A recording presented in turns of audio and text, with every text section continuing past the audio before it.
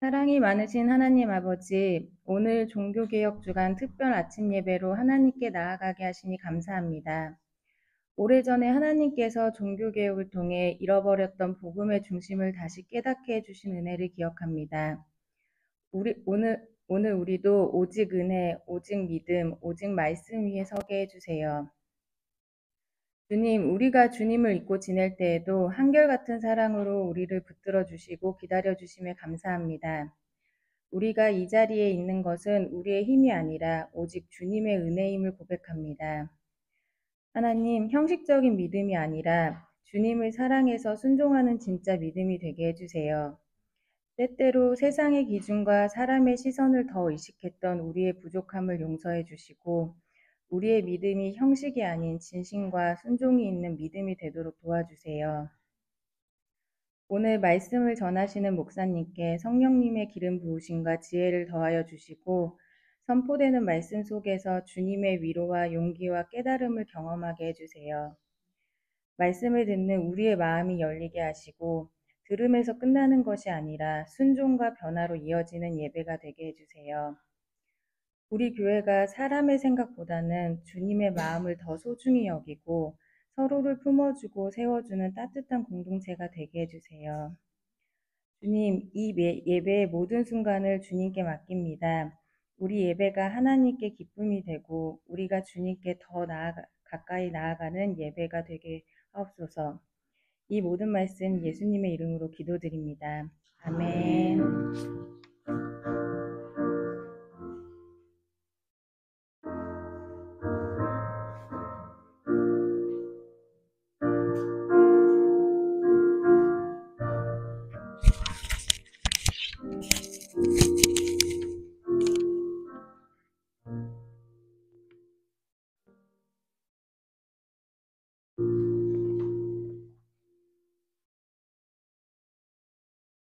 오늘 아침에는 로마서 1장 16절과 17절의 말씀을 우리가 읽고 하나님의 말씀을 살펴보겠습니다. 로마서 1장 16절과 17절입니다. 제가 16절 읽고 여러분들이 17절을 읽도록 하겠습니다. 나는 복음을 부끄러워하지 않습니다. 이 복음은 유대 사람을 비롯하여 그리스 사람에게 이르기까지 모든 믿는 사람을 구원하는 하나님의 능력입니다. 하나님의 의가 복음 속에 나타납니다. 이 일은 오로지 믿음에 근거하여 일어납니다. 이것은 성경에 기록한 바 의는 믿음으로 살 것이다 한 것과 같습니다. 아멘. 사람들이 신앙에 관심을 가지는 이유는 다양할 것입니다. 그러나 생각해 보면 신앙에 관심을 가지는 가장 근본적인 이유는 구원 때문입니다. 영원한 하나님 나라에서 영원히 살고 싶기 때문입니다. 종교개혁이 일어날 당시 유럽은 전쟁과 질병 이런 것이 아주 빈번하게 발생했습니다. 14세기 중반부터 주기적으로 흑사병이 발생을 했습니다. 그래서 유럽 인구의 절반 가까이가 이 병으로 죽었습니다. 루터 당시에도 이 흑사병은 유행을 했습니다. 그리고 정치적으로 보면 오스만 투르크가 점점 세력을 서쪽으로 확장하고 있었습니다. 그래서 오스트리아까지 쳐들어와서 서유럽 사람들을 위협하고 있었습니다. 유럽 사람들이 심리적으로 불안할 수밖에 없는 그런 환경이었습니다. 그리고 이 당시 기후를 연구하시는 분들의 이야기를 들어보면 이 당시가 작은 빙하기에 해당된다고 합니다. 기온이 많이 낮았다는 말이죠. 그래서 춥고 서늘한 날이 많았습니다. 루터도 보면은 이 당시에 루터가 여러 가지 병을 앓고 있는데 그 중에 하나가 우울증이에요. 날씨가 늘 흐리고 춥고 이러다 보니까 이분이 우울증을 앓았어요. 이런 작은 빙하기가 되면은 평균 기온이 조금 떨어지는데 평균 기온이 떨어지면은 농작물의 성장이 잘 안 됩니다. 그러다 보면 식량 수급에 있어서 문제가 생깁니다.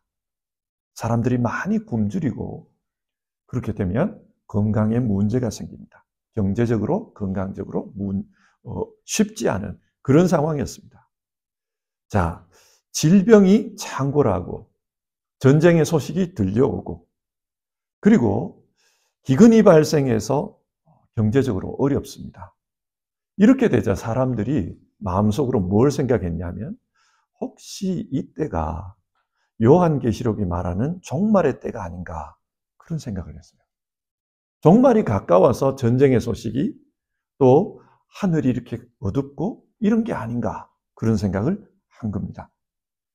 그래서 루터 당시의 사람들은 어떻게 하면 구원을 받을 수 있을까? 이 구원 문제에 큰 관심을 가지고 있었습니다.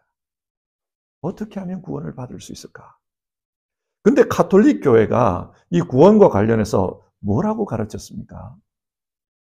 하나님의 은총이 중요합니다.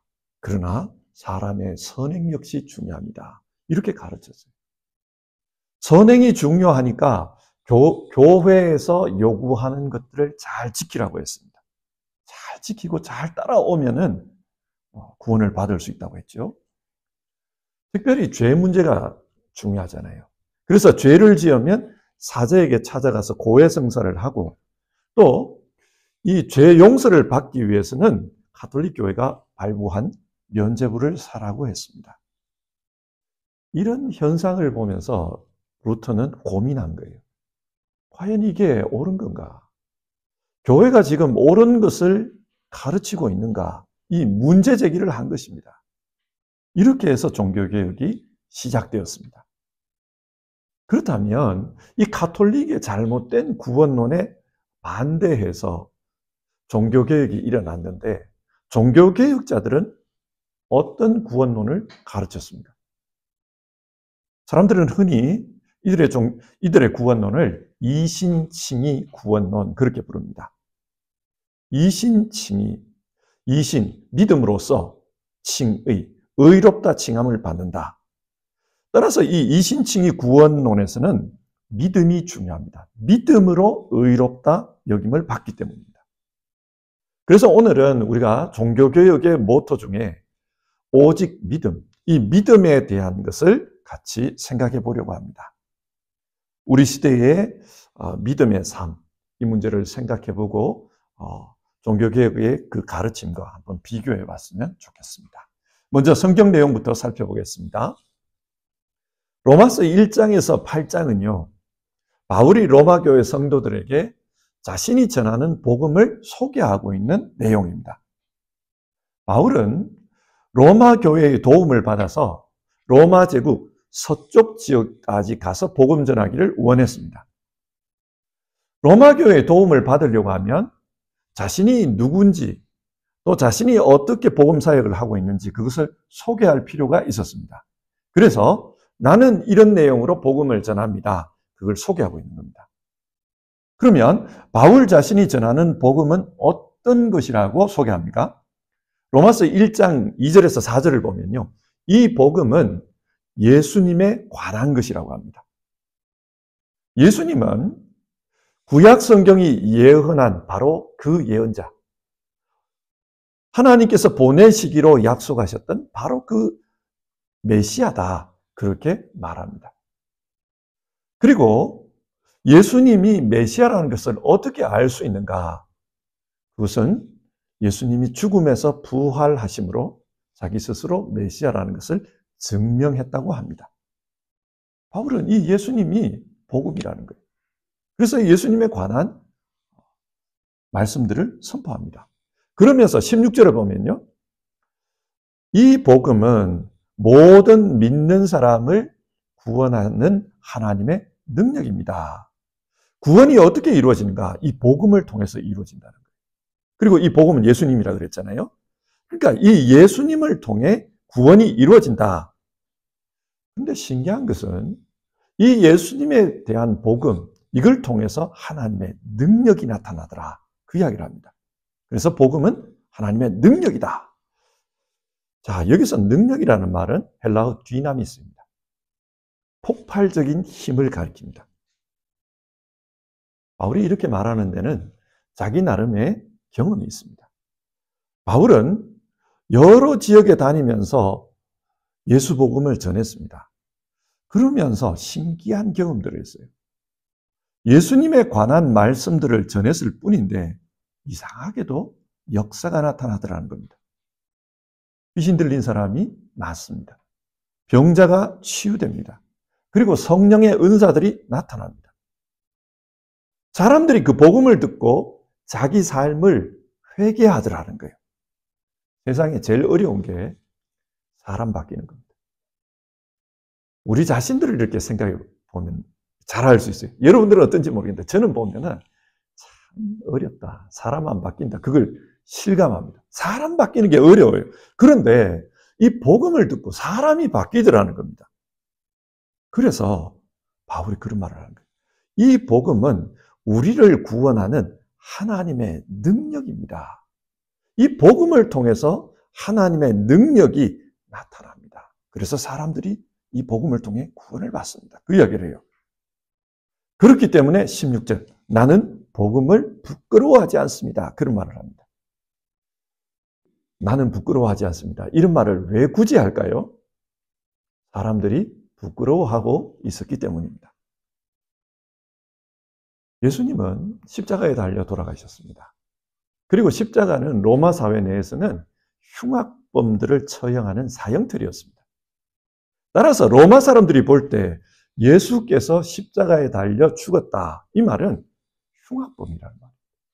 그런데 그런 흉악범을 메시아다? 우리의 구원자다? 그렇게 주장하는 이 복음 참 구차하다라는 거예요. 부끄럽다. 그렇게 말해요.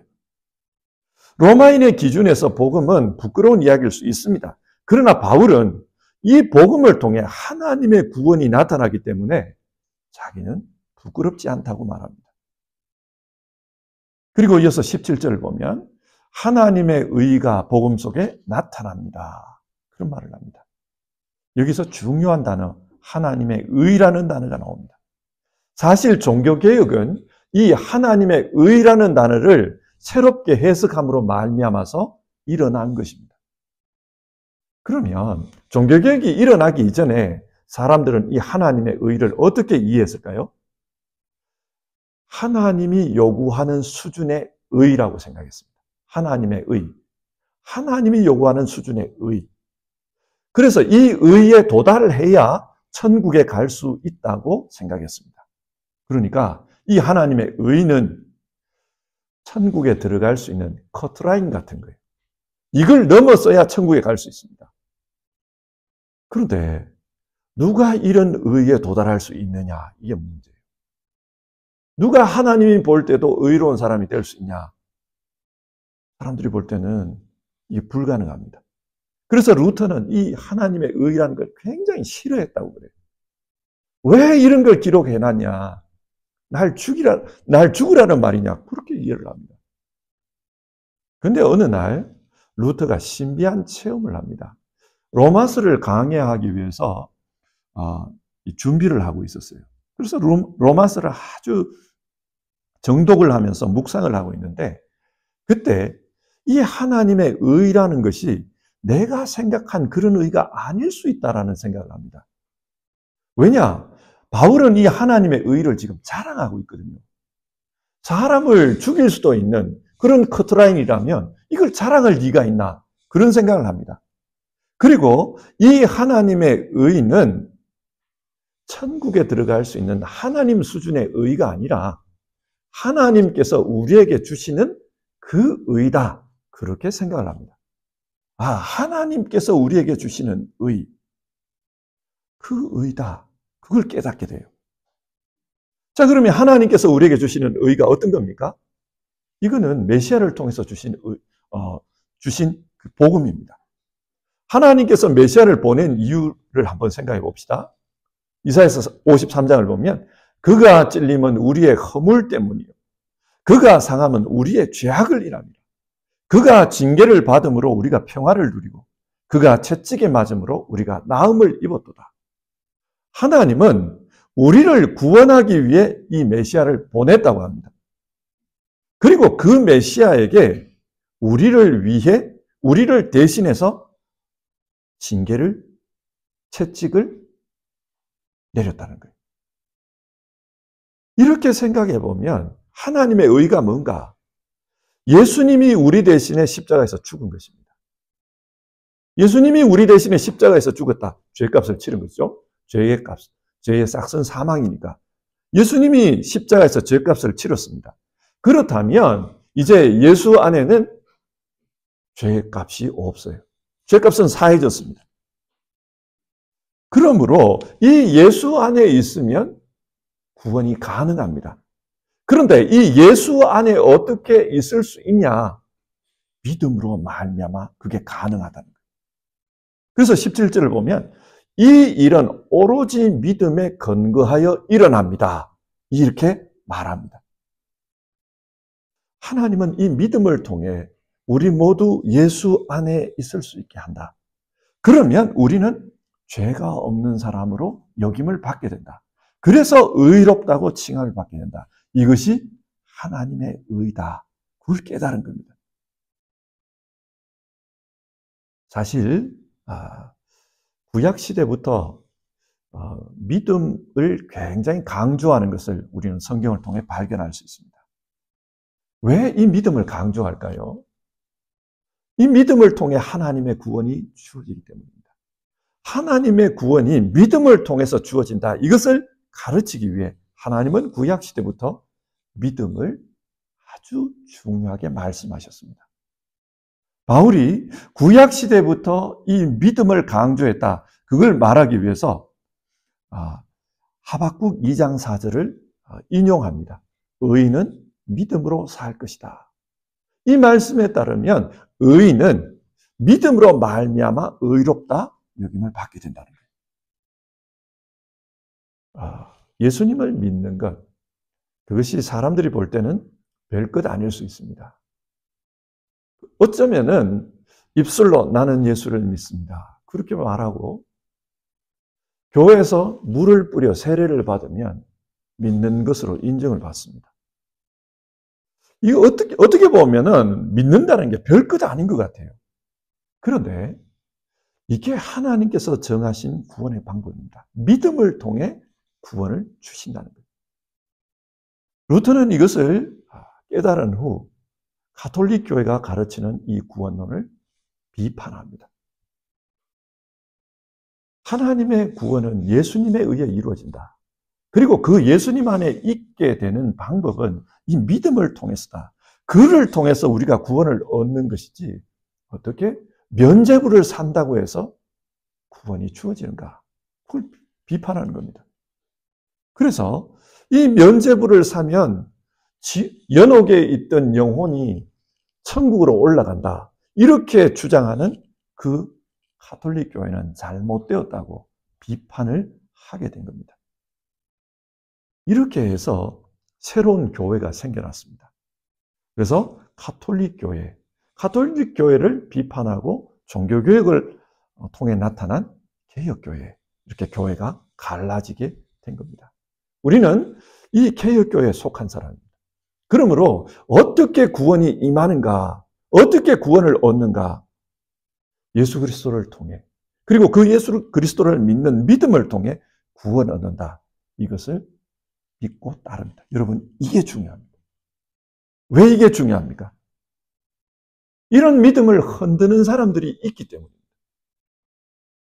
신학적으로 보면은 요즘 참 문제가 되는 게 이 언약적 율법주의예요. 이분들은 바울이 쓴 이 바울 서신을 새롭게 해석해야 된다. 그렇게 주장을 해요. 왜 그런 주장을 하는가? 바울은 원래 랍비였다는 겁니다.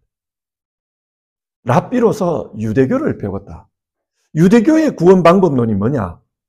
하나님의 은총 플러스 그 율법을 지키는 사람의 행위, 이 두 가지입니다. 그러니까 하나님의 은총으로 하나님의 백성이 되었다 할지라도 율법을 지켜야 된다는 거예요. 그래야 구원을 받는다.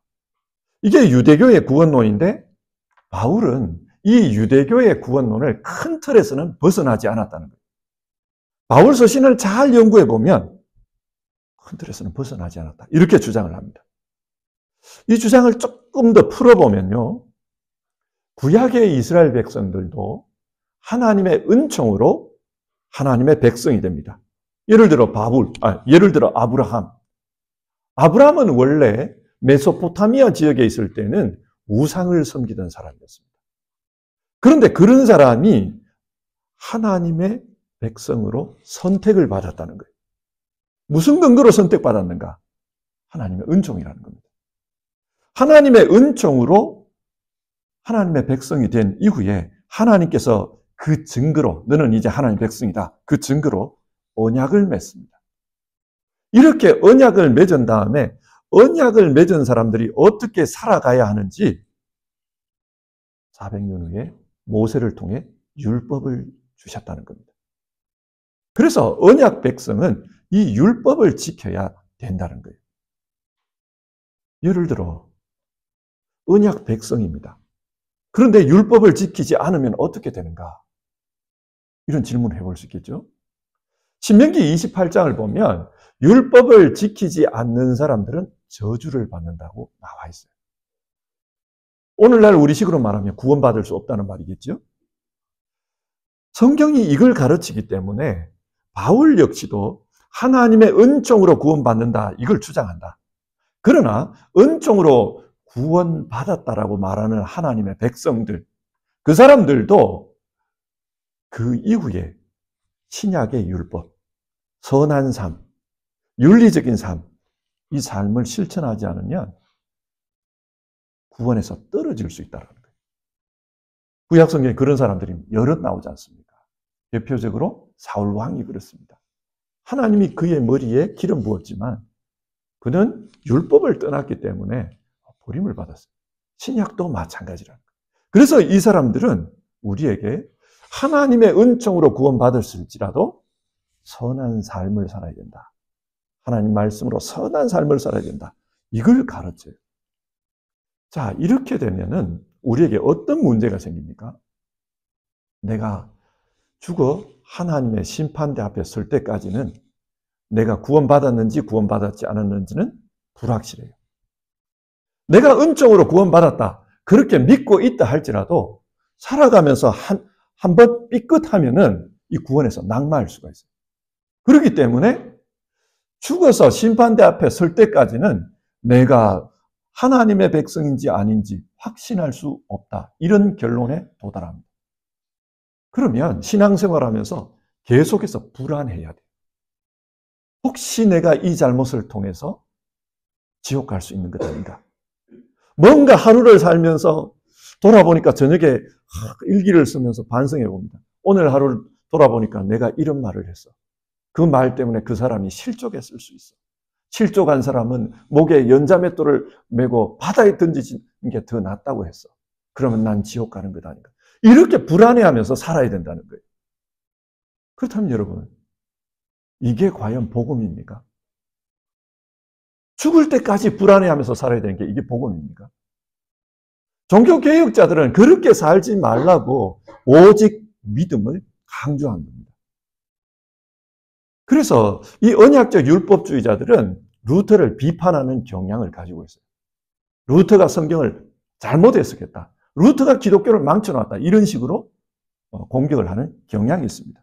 여러분은 어떻게 생각합니까? 저는 이 언약적 율법주의가 아주 잘못되었다고 생각합니다. 그런데 이런 분들이요, 한국 교회에 보면 아주 많아요. 그 아주 유명한 그 유튜브 채널이 있어요. 뭐 잘잘법, 이런 잘 믿고 잘 사는 법, 이런 유튜브에도 보면 이 주장을 하는 사람이 나와서 계속 이야기를 해요. 당신이 구원받았다고요? 뭐 이런 식으로 말하면서 계속 그 이야기를 해요. 이게 오늘날 교회 안에서 많은 문제를 일으킬 수 있는 부분인데도 사람들은 그럴 수 있다라고 생각해요. 이 사람들의 말이 맞을 수 있다라고 생각해요. 왜 그렇게 생각합니까? 이 주장에 동조하는 이유가 있어요. 나는 믿음으로 구원받았습니다, 그렇게 주장하면서 너무나도 비윤리적으로 사는 사람들이 많기 때문입니다. 그리고 TV에 어떤 사회적 이슈가 되는 잘못을 범한 사람들이 하나님의 이름을 덜먹입니다. 나는 믿음으로 사는 사람이다. 이런 걸 덜먹여요. 그러면서 자기의 잘못이 아무 문제가 없다고 그렇게 말해버립니다. 그러다 보니 이렇게 비윤리적으로 사는 것이 왜 이렇게 되었을까? 신앙을 잘못 가르쳤습니다. 믿기만 하면 누구든지 구원받는다 그러니까 복음을 믿고 삶을 함부로 아무렇게나 살아가고 있는 거다. 뭐 이렇게 주장해요. 그래서 언약적 율법주의가 더 성경이 말하는 믿음에 가깝다. 그렇게 말하는 겁니다. 자, 이런 이야기를 듣다 보면 사회적 정황은 공감이 돼요. 실제적으로 신앙인이라는 사람들이 아주 문제가 될 만한 그런 범죄에 연루된 경우가 너무 많습니다. 그러나 여러분, 현실이 이렇다고 해서 성경의 가르침을 왜곡해서는 안 됩니다. 성경은 분명히 믿음으로 구원에 이른다고 말하고 있습니다. 자, 그런데 여기서 중요한 게 있어요. 성경이 말하는 그 믿음이 어떤 믿음이냐 하는 겁니다. 그 믿음의 성격을 우리가 따져봐야 돼요. 믿음을 가지고 있으면 아무렇게나 살아도 됩니까? 비윤리적으로 살아도 내가 주님 믿습니다 이렇게 고백만 하면 그냥 아무런 문제가 안 되는 겁니까? 우리는 이걸 생각해 봐야 돼요. 뭘 가지고 도대체 믿음이라고 말하느냐, 그걸 생각해 봐야 돼요. 성경이 말하는 믿음은 삶의 주인이 달라지는 겁니다. 갈라디아서 2장 20절을 제가 한번 읽어볼게요. 나는 그리스도와 함께 십자가에 못 박혔습니다. 이제 살고 있는 것은 내가 아닙니다. 그리스도께서 내 안에 살고 계십니다. 이야기를 해요. 그러면서 바울이 말하기를 내가 지금 육신 안에 살고 있는 이 삶은 나를 사랑하셔서 나를 위하여 자기 몸을 내어주신 하나님의 아들을 믿는 믿음 안에서 사는 것입니다. 그렇게 말해요. 믿음 안에서 사는 것을 바울은 나는 그리스도와 함께 죽었습니다. 이제 내 안에 사는 것은 그리스도입니다. 그렇게 표현을 하고 있어요. 믿음으로 산다라는 것은 내가 죽고 그리스도께서 살아가는 삶, 그거다. 그렇게 말합니다. 삶의 주인이 달라진 거죠. 나는 죽고 그리스도가 살아난 겁니다. 바울은 로마서 6장에서도 이것과 비슷한 이야기를 해요. 여러분, 세례가 뭡니까? 세례는 나는 하나님을 믿습니다. 예수님을 믿습니다. 성령님을 믿습니다. 믿음을 고백하는 사람들에게 물을 뿌려서 그래서 행하는 당신은 이제 교회의 사람입니다. 그것을 인정하는 예식입니다. 이렇게 세례를 받는 사람들에게 바울은 세례가 뭔지를 설명해요. 로마서 6장 5절인데요. 세례를 받아 그리스도 예수와 하나가 된 우리는 모두 세례를 받을 때에 그와 함께 죽었다는 것을 여러분은 알지 못합니까? 예수님을 믿고 세례를 받는 사람, 이 사람들은 예수님과 함께 죽었다라는 거예요. 그리고 또 세례는 부활하신 그 예수님과 함께 새로운 사람으로 살아난 것 아닙니까? 이렇게 말해요. 예수님으로 살아난다는 거예요. 이렇게 보면 믿음이 뭐냐? 믿음은 내가 죽고 내 안에 예수님으로 살아가는 겁니다. 조금 다르게 표현하면 내 삶의 주인이 달라지는 거예요. 성경이 말하는 믿음이 이런 것이라면 믿음으로 산다는 것은 나는 죽어가는 거예요. 그리고 내 안에서 예수님이 살아나는 거예요. 자, 이런 삶을 사는 사람은 나는 믿음을 고백하기 때문에 내 마음대로 살아도 된다. 아무렇게나 살아도 된다. 그렇게 주장할 사람은 아무도 없습니다. 내 마음대로 사는 삶, 그 삶에서 죽는 것이 믿음이기 때문에 그렇게 주장할 수가 없습니다. 문제는 믿음으로 살아야 되는데 그 믿음이 어떤 믿음이냐, 이게 문제지 언약적 율법주의가 맞다라는 것을 성경이 말하지는 않습니다. 우리는 믿음으로 구원을 받는 겁니다. 실제로 우리의 신앙생활을 생각해 보면 자기가 죽어가는 게 맞아요. 저는 목회를 길게 한 사람은 아닙니다만 그래도 한 번씩 교회의 일들을 되돌아볼 때가 있어요. 예전에 이렇게 했다. 그리고 예전에 이렇게 해서 어떠한 사람들이 상처를 받았다. 그리고 교회를 떠났다. 이런 생각을 많이 합니다. 그때에 그게 맞다고 생각했어요. 여러분, 교회 일을 하면서 어떤 중요한 일을 결정해야 되는데 그것 결정하면서 제가 기도 안 했을까요? 신중하게 판단하지 않았을까요? 그런데 그게 시간이 지나놓고 돌아보니까 그때 잘못했다. 이런 생각이 든다는 거예요. 이게 무엇을 의미할까요? 저는 신앙생활이 이런 거라고 생각합니다. 우리가 어떤 때는 이게 맞다라고 생각해요. 이래 살아도 된다라고 생각해요. 그래서 그렇게 삽니다. 그러나 신앙생활을 하다 보면은 하나님께서 우리에게 심어주시는 지혜가 있고 말씀들이 있어요. 그리고 그 말씀들과 지혜를 가지고 생각해 보면 내가 그때 맞더라고 생각했지만 틀렸다. 그게 틀렸구나라는 걸 발견하게 됩니다. 옛사람이 죽는 거예요. 그래서 이제는 다시는 그렇게 하지 않겠다. 죽는 겁니다. 그리고 새롭게 사는 겁니다. 우리의 신앙생활은 나는 오늘부터 예수님을 믿습니다. 그런다고 해서 오늘부터 내 모든 게 변화되어서 흠결 없는 그런 삶이 되는 게 아닙니다.